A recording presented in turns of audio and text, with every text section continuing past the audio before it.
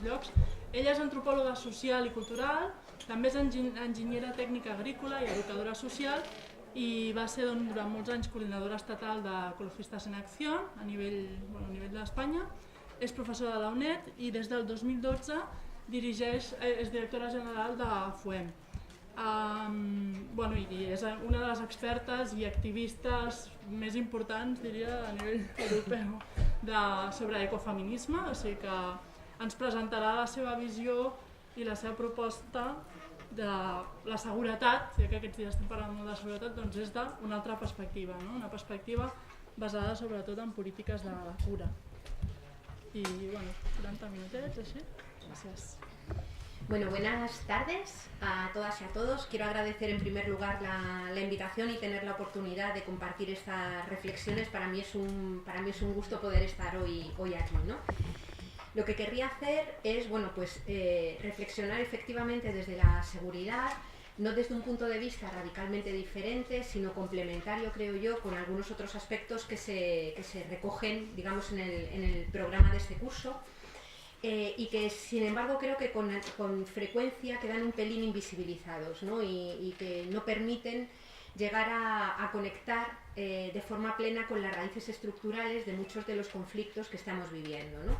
Yo voy a ser un poco provocadora en algunos momentos y como tenemos el tiempo limitado que tenemos, no voy a poder explayarme en explicar y argumentar hasta el fondo, pero luego espero que en las preguntas, aquellas cosas con las que haya podido provocar que no queden claras, pues las podamos hacer aflorar, ¿no? Lo primero que quiero plantear es que es muy difícil poder crear modelos de vida segura para las personas cuando el modelo económico, el modelo político y la cultura hegemónicas, que han emanado sobre todo de las sociedades occidentales y se han extendido al resto del mundo, le han declarado la guerra a la vida. Es decir, estamos viviendo un momento en el que la economía y la política se desarrollan precisamente de espaldas a las bases materiales que permiten sostener la vida humana. Y por tanto, muchos de los elementos que a veces interpretamos o analizamos como conflictos puntuales en los que hay falta de seguridad para las personas son conflictos estructurales en este modelo. Quiero empezar planteando, como digo, que estamos en un momento de guerra contra la vida, digamos, estos modelos hegemónicos le declaran la guerra a la vida. Quiero pararme unos minutos simplemente a recordar de qué depende la vida humana. Dos rasgos absolutamente insoslayables, profundamente materiales, sin los cuales ninguna de las personas que estamos aquí hoy sentadas podríamos estar vivas, ¿no? En primer lugar, somos seres radicalmente codependientes, es decir, somos una especie viva que se nos olvida con frecuencia, inserta en el reino animal y a su vez inserta en un medio natural del que obtenemos absolutamente todo lo que necesitamos para producir bienes y servicios que sirven para satisfacer las necesidades humanas. Yo creo que a nadie se nos escapa que el aire que respiramos, los alimentos que comemos, el agua que bebemos, todos los materiales que han servido para fabricar absolutamente todo lo que nos rodea en esta habitación, la energía que nos ilumina y que nos ha permitido poder llegar aquí, proceden de la naturaleza. Y lo que sucede es que eso que utilizamos, extraemos o usamos de la naturaleza no es directamente utilizable por los seres humanos. ¿Qué quiero decir con esto? Los minerales de la corteza terrestre hay que extraerlos, digamos que la capacidad de regular el clima, siendo imprescindible para la vida, no es usable o comestible directamente, la fotosíntesis que permite reproducir las plantas y que haya agricultura no es comestible directamente, no comemos el petróleo directamente, pero todos esos bienes fondo de la naturaleza son radicalmente imprescindibles para que pueda existir la vida. Y lo que sucede es que el planeta Tierra en el que vivimos insertos e insertas es un planeta que tiene límites físicos. Aquello que llamamos no renovable, como son los minerales de la corteza terrestre, son utilizables simplemente hasta que se agotan o hasta que no resulta rentable ni energética ni económicamente su extracción de los suelos.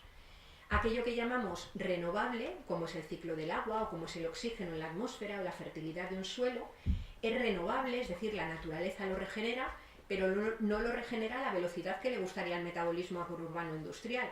lo regenera a la velocidad de la naturaleza. Y por tanto, cuando la industria, cuando la economía utiliza de forma excesiva, digamos, eso que se renueva, por encima de la tasa de regeneración del bien renovable, resulta que también podemos topar con los límites de aquello que sí se regenera. Y hay una tercera fuente de límites, que son las que operan cuando hablamos, por ejemplo, del cambio climático, que son los límites que presentan los sumideros del planeta. Los sumideros del planeta son procesos bioquímicos que permiten degradar los residuos que genera la actividad humana y no humana. Y del mismo modo que una alcantarilla a veces deja de tragar si la tromba de agua que cae es excesiva, pues a veces esos sumideros del planeta, que son procesos bioquímicos, dejan de poder degradar todo el flujo de residuos generados y aparecen lo que llamamos procesos de contaminación del agua, del cielo o de los suelos, que no son más que el acúmulo, digamos, de residuos que quedan sin degradar. Lo que quiero decir es que sobre una superficie físicamente limitada, de la cual dependemos todos y todas inevitablemente, nada, absolutamente nada, se puede plantear crecer de forma ilimitada. No podría crecer de forma ilimitada ni un arrecife de coral, ni un bosque de robles, ni el tamaño de una ciudad, ni, por supuesto, el conjunto del sistema económico capitalista. Esto quiere decir que nos encontramos con una primera tensión estructural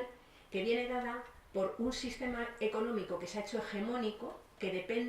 tiene una dinámica expansiva que le hace utilizar o intentar utilizar cada vez más cantidades de energía de la corteza terrestre, más cantidades de materiales, más cantidades de tierra y generar más residuos sobre una superficie física que tiene límites. Ahí se produce una primera tensión que se plasma y que tiene consecuencias, desde luego, sobre la vida de las personas, sobre los ecosistemas y sobre lo que llamamos la sostenibilidad, que luego matizaremos y trataremos de aclarar un poquito mayor, generando importantísimos problemas de inseguridad que luego trataremos de acotar mejor, ¿no? En segundo lugar, somos y tenemos una segunda dependencia que viene dada porque la vida humana, la vida de cada una de nosotras, las personas que estamos aquí, transcurre, y lo que voy a decir es de perogrullo, pero al sistema económico también se le olvida, transcurre encarnada en cuerpos que nacen,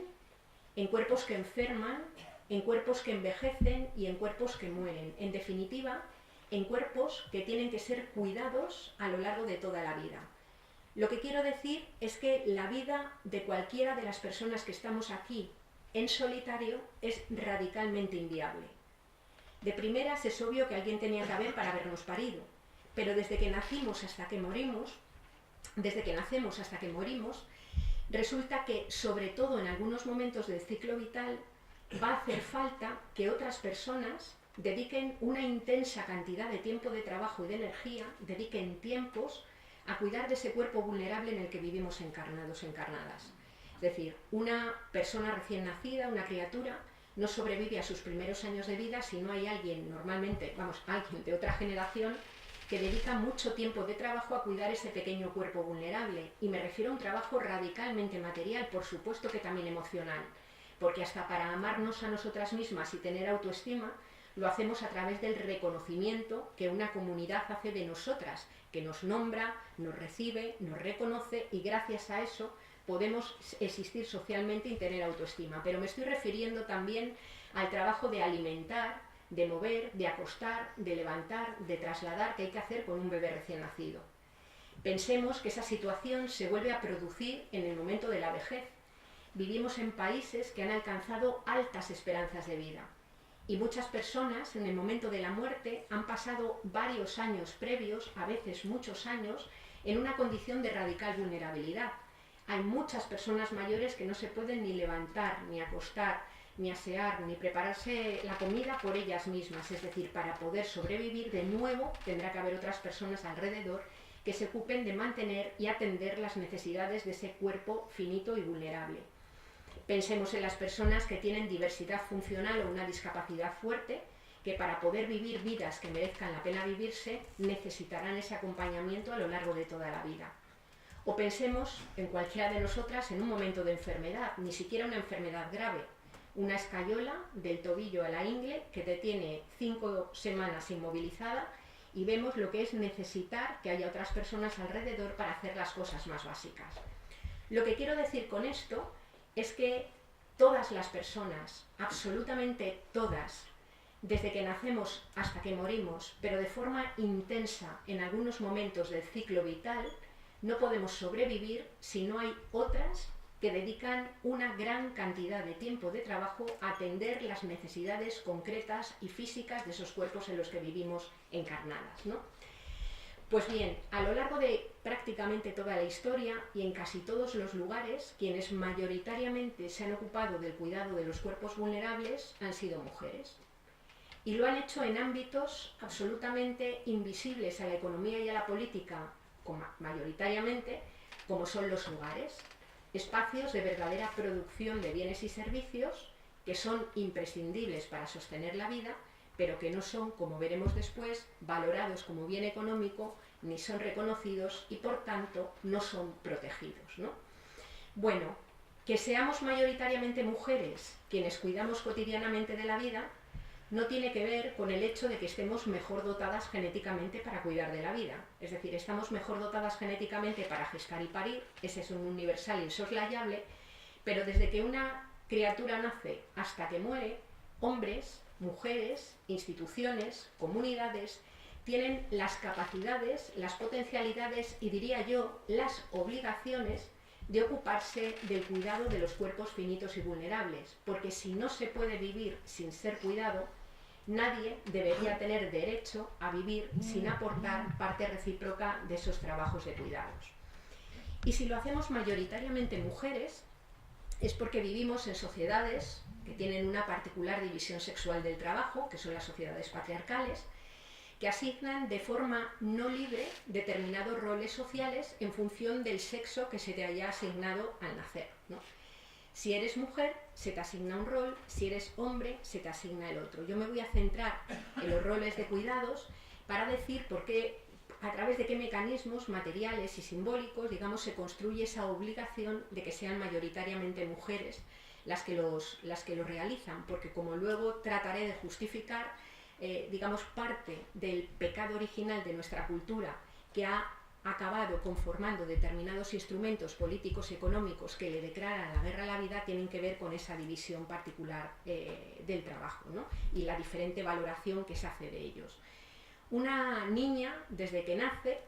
es igual que un niño, está sujeta a un determinado proceso de socialización que hace que al cabo de un montón de tiempo tengamos interiorizado un mayor sentido del deber, del cuidado, por ejemplo, de las personas de nuestra familia. Yo he llegado a la edad adulta en una familia de 3 hermanas y 2 hermanos,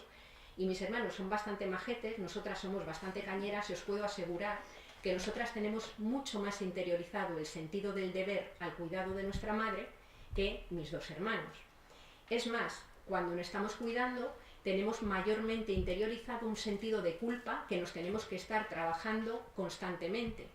porque además el modelo de sociedad patriarcal lo que hace es construir todo un sistema de sanciones y de castigos que caen sobre las personas que no hacen lo que deben de hacer, los estereotipos de la mala mujer, la mala madre, la mala hija, que de alguna manera operan y que fuerzan, digamos, la asunción del rol, de ese rol heteronormativo que se generan en las sociedades patriarcales, ¿no? Pero hay otros mecanismos, por ejemplo, la idea del amor romántico, esa supuesta esencia amorosa que nos ha caído de no sé de dónde a las mujeres, que nos envuelve, se apodera de nosotras y que nos hace desear renunciar a nuestros propios proyectos para poner nuestro tiempo y nuestro esfuerzo al servicio de los proyectos de otras personas, generando, digamos, una especie de tiempo social que ponemos al servicio de otros y otras, ¿no? Sobre todo de otros. Y por último, la propia violencia o el miedo.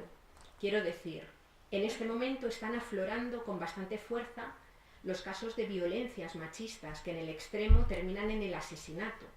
Asesinato de mujeres a manos muchas veces de parejas o exparejas, y asesinatos que se producen a veces en el lugar que supuestamente es más seguro para cualquiera, que es tu propia casa, ¿no? Es decir, ese elemento de las violencias machistas que terminan en el asesinato es la punta de iceberg de un modelo también de dominio que tiene muchos grados de violencia y que también afecta a la seguridad humana, digamos, de comunidades y de personas. Lo que quiero decir, recapitulando, es que somos seres ecodependientes y por tanto sujetos a los límites físicos del planeta, somos seres interdependientes y por tanto uno a uno radicalmente vulnerables, necesitados de cuidados a lo largo de toda la vida. Y esto nos aboca a concluir que la vida de una persona no se convierte en una certeza por el hecho de ser una vida nacida. Haber nacido te coloca en una situación de tener una vida posible que se transforma en una vida cierta en la medida en la que se dé en una comunidad, en una sociedad o en un entorno que garantice los derechos a ser cuidados que vas a tener que tener a lo largo de toda la vida y que garantice una cierta interacción con la naturaleza, con sus bienes fondo, para poder obtener los bienes y servicios que hacen falta para satisfacer la vida. Es decir,